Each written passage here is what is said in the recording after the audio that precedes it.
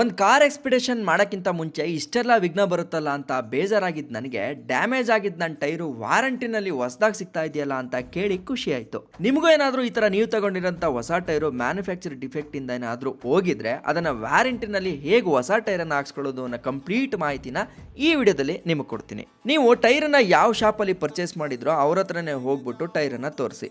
Manufacturing defect ಇತ್ತು ಅಂತಂದರೆ ಅವರೇ ನಿಮ್ಮ ಟೈರನ್ನು ಕಂಪ್ನಿಯವ್ರಿಗೆ ರಿಪೋರ್ಟ್ ಮಾಡಿಸ್ತಾರೆ. ಕಂಪ್ನಿಯವ್ರಿಗೆ ಏನಾದರೂ ಡೌಟ್ ಇತ್ತು ಅಂತಂದರೆ ತರೋವಾಗಿ ಚೆಕ್ ಮಾಡ್ತಾರೆ. ಈ ಪ್ರೋಸೆಸ್ಗೆ ಆಲ್ಮೋಸ್ಟ್ 1 ವಾರ ಟೈಮ್ ಆಗುತ್ತೆ. ಆಮೇಲೆ ಕನ್ಫರ್ಮ್ ಆಗಿ ನಿಮಗೆ ಟೈರ್ ಸಿಗುತ್ತೆ. ಆದರೆ ಇಲ್ಲಿ ಒಂದೇ ಒಂದು ಕಂಡೀಷನ್, ನಮಗೆ ಹೊಸ ಟೈರ್ ಅವರು ವಾರಂಟಿ ಮೇಲೆ ಕೊಟ್ಟರು ಕೂಡ ಆಲ್ರೆಡಿ ಇವಾಗ ನಮ್ಮ ಹತ್ರ ಇದ್ದಂಥ ಹಳೆ ಟೈರು ಎಷ್ಟು ಸೌದಿದೆಯೋ ಅಷ್ಟಕ್ಕೆ ನಾವು ದುಡ್ಡನ್ನ ಕೊಡಬೇಕಾಗಿರುತ್ತೆ. ನಮ್ಮ ಕಾಳನ್ಗೆ ಹಾಕಿದ್ದು continental cross contact 8215 R15 tyre. ಇದು 38% ಸೌದೋಗಿತ್ತು. ಹಾಗಾಗಿ 2950 ರೂಪಾಯಿನ ಕೊಟ್ಟೆ. ಹೆಂಗೋ ಫೈನಲಿ ನಮ್ಮ ಕಾಳ ಎಕ್ಸ್ಪಿಡಿಷನ್ ಮಾಡೋಕ್ಕೆ ರೆಡಿ ಆದನಲ್ಲ ಅನ್ನೋದೇ ನನಗೆ ಖುಷಿ ಆಯಿತು.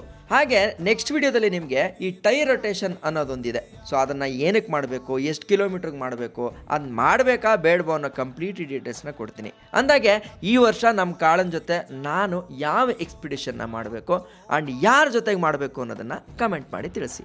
ಇಷ್ಟು ಹೇಳ್ತಾ ಮುಂದಿನ ವಿಡಿಯೋದಲ್ಲಿ ಸಿಗುವ. ನಾನು ನಿಮ್ಮ ಕಿತ್ತಡಿ ಕಿರಣ್. ಜೈ ಹಿಂದ್, ಜೈ ಕರ್ನಾಟಕ ಮಾತೆ.